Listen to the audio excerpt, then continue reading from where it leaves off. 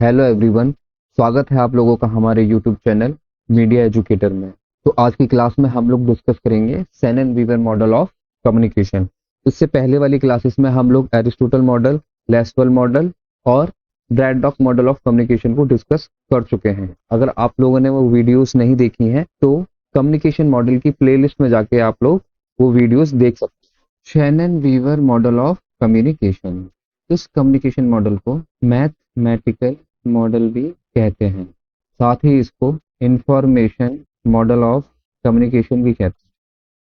तो ये दोनों चीज आपको पता होनी चाहिए कि शेनन वीवर मॉडल को मैथमेटिकल मॉडल ऑफ कम्युनिकेशन भी कहते हैं और इंफॉर्मेशन मॉडल ऑफ कम्युनिकेशन भी कहते हैं। जो शेनन वीवर थे दोनों ही मैथमेटिशियन थे और उन्होंने ये अपना communication model second world war के टाइम पे डेवलप किया था। कहाँ? बेल टेलीफोन लेबोरेटरी, क्योंकि दोनों वही काम करते थे। क्लाउड शेनन ने 1948 में एक रिसर्च पेपर पब्लिश किया, a mathematical theory of communication. तो इस रिसर्च पेपर में शेनन ने इस कम्युनिकेशन मॉडल की बात की थी। एक साल बाद शेनन और वीवर मिलकर एक बुक लिखते हैं, the mathematical theory of communication, जिसमें डिटेल में इस कम्युनिकेशन मॉडल के बारे में डिस्कस किया गया है। तो इनिशियली 1948 में शेनन वीवर ने एक मैथमेटिकल थ्योरी ऑफ कम्युनिकेशन नाम से एक रिसर्च पेपर पब्लिश किया, जिसमें इस मॉडल की उन्होंने बात की। ठीक है, फिर बाद में 1949 में वीवर के साथ मिलकर एक बुक लिखी, the mathematical theory of communication, जिसमें उस मॉडल के बारे में डिस्कस किया गया। आप लोगों को ये पॉइंट याद रखने चाहिए। ठीक है, कौन कौन से पॉइंट हैं कि शेनन वीवर के मॉडल को और किस नाम से जानते हैं? Mathematical model of communication. और किस नाम से जानते हैं? Information model of communication. Shannon and Weaver कौन थे? मैथमेटिशियन थे। इन्होंने अपना ये जो कम्युनिकेशन मॉडल है किस पीरियड में डेवलप किया है? सेकेंड वर्ल्ड वॉर पीरियड में। कहाँ काम करते थे दोनों लोग? Bell telephone laboratory. सबसे पहले कब पब्लिश किया था? 1948 में। किस पेपर में पब्लिश किया था?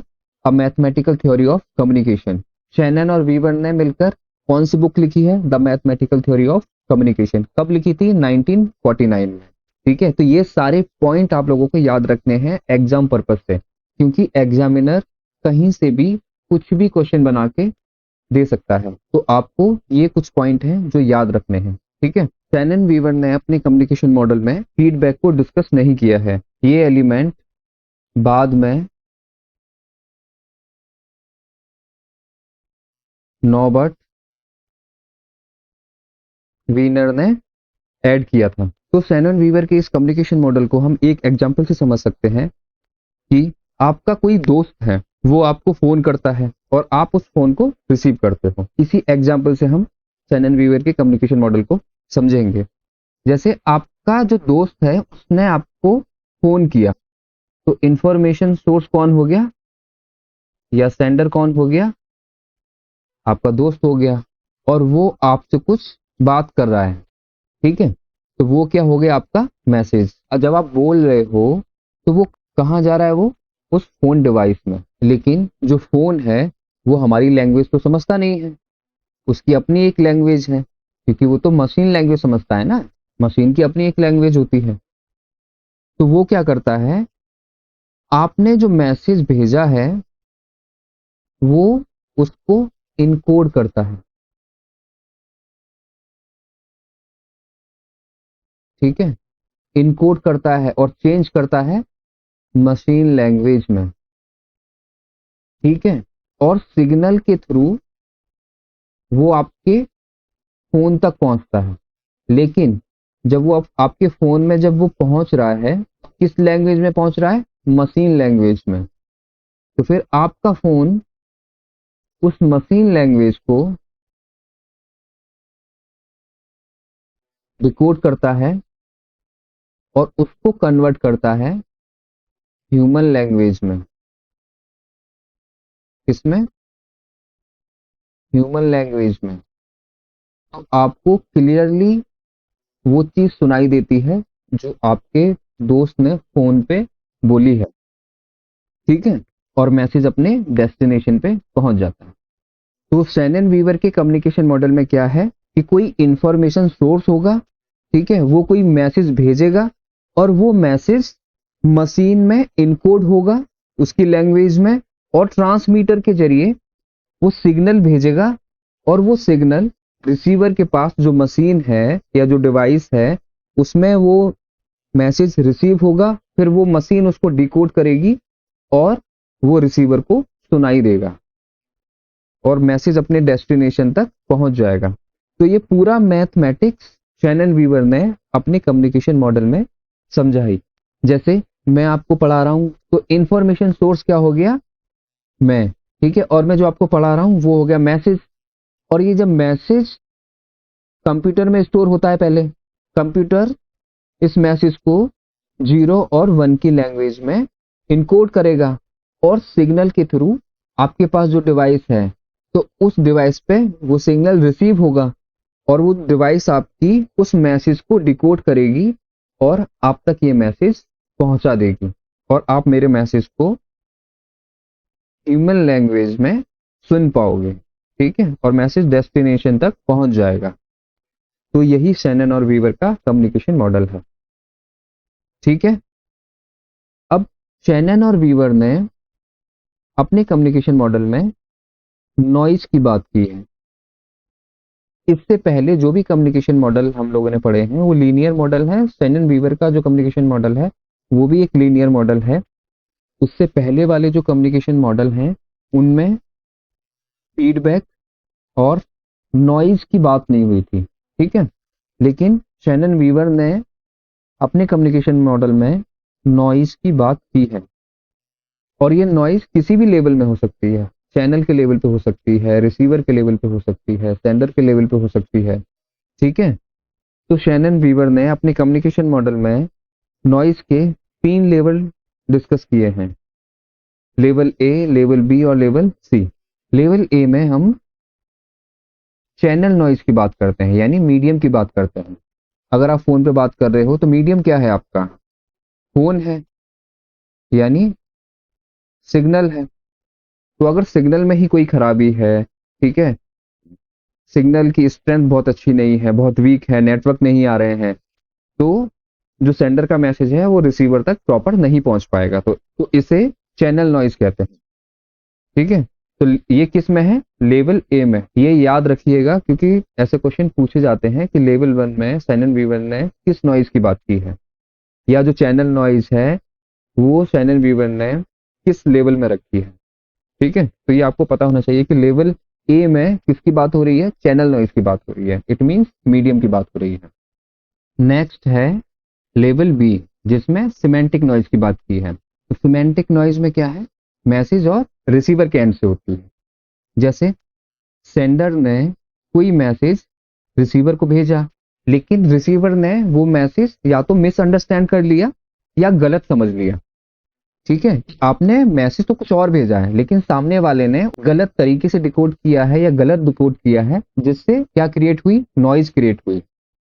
ये हो सकता है कि जो सेंडर ने मैसेज भेजा है रिसीवर के पास, रिसीवर की उतनी अंडरस्टैंडिंग नहीं है उस मैसेज को समझने की, तो उस वजह से भी सिमेंटिक नॉइज क्रिएट होती है।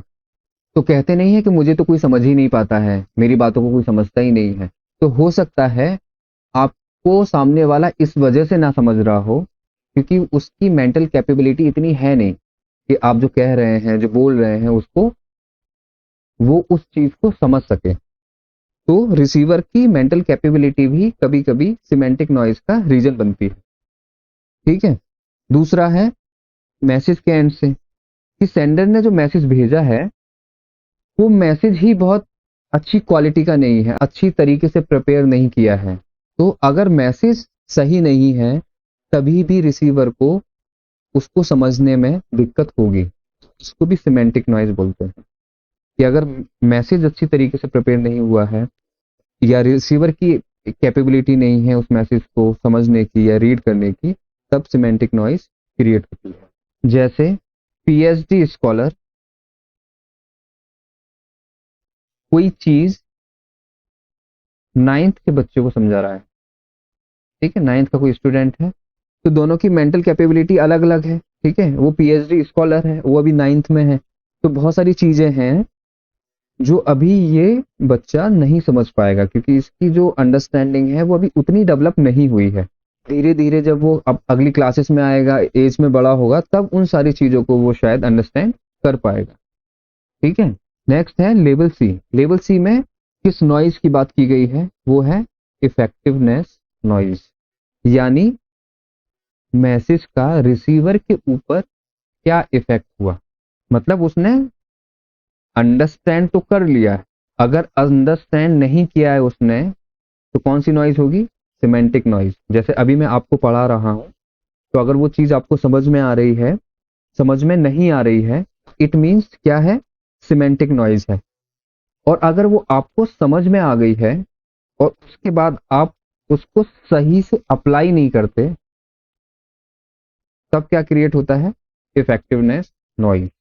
जैसे मम्मी किसी काम के लिए बोल रही हैं, आपको समझ में तो आ रहा है कि मम्मी इस काम के लिए कह रही हैं, ये काम करने के लिए बोल रही हैं, लेकिन आप उस चीज को कर नहीं रहे हो। इट मीन्स क्या है? Effectiveness noise. आपको पापा किसी काम को करने के लिए कह रहे हैं, आपको सुनाई दे रहा है, समझ में भी आ रहा है, लेकिन आप उसको अप्लाई नहीं कर रहे हो, तो वो क्या है? Effectiveness noise. तो आप लोगों को क्लियर हो गया कि लेवल ए में हम चैनल नॉइज की बात करते हैं, लेवल बी में हम सिमेंटिक नॉइज की बात करते हैं, और लेवल सी में हम इफेक्टिवनेस नॉइज की बात करते हैं। ठीक है। अगर उसके बाद भी अगर आप लोगों को कहीं दिक्कत है किसी पॉइंट में और नहीं समझ में आ रहा है, तो आप लोग कमेंट करके बताइए, और कमेंट के थ्रू ही आपकी वो प्रॉब्लम सॉल्व की जाएगी। तो नॉइज आप लोगों को समझ में आ गई। एक तो टर्म और है जो हम लोग समझने की कोशिश करते हैं, एक है एंट्रोपी और दूसरा है रिडंडेंसी। ठीक है। एंट्रोपी को हम नॉइज समझ सकते हैं कि सेंडर ने रिसीवर को कोई मैसेज भेजा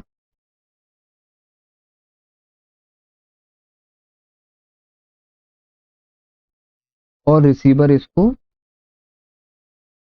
अंडरस्टैंड नहीं कर पाया। ठीक है।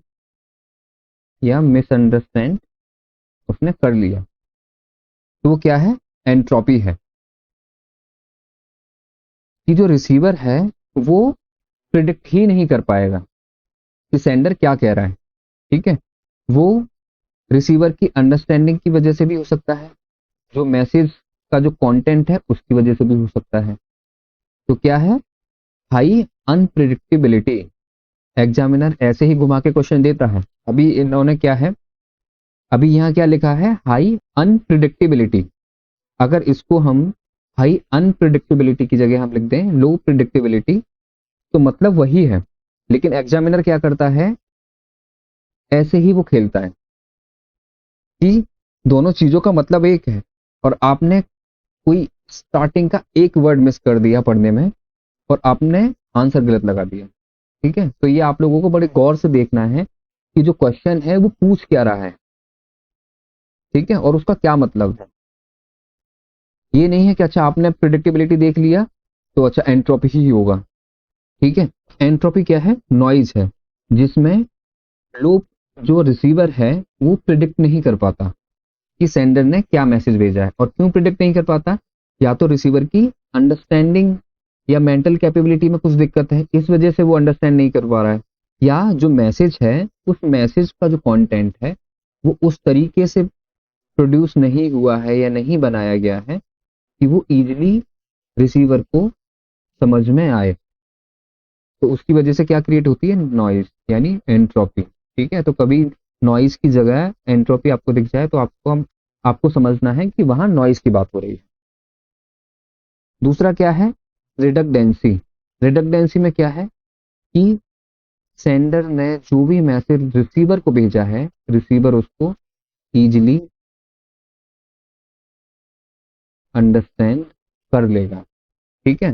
रिडंडेंसी रिडंडेंसी में ये है कि जो भी मैसेज भेजा जा रहा है सेंडर के थ्रू, रिसीवर उसको इजीली अंडरस्टैंड करेगा। ठीक है। तो ये नॉइज का कॉन्सेप्ट है।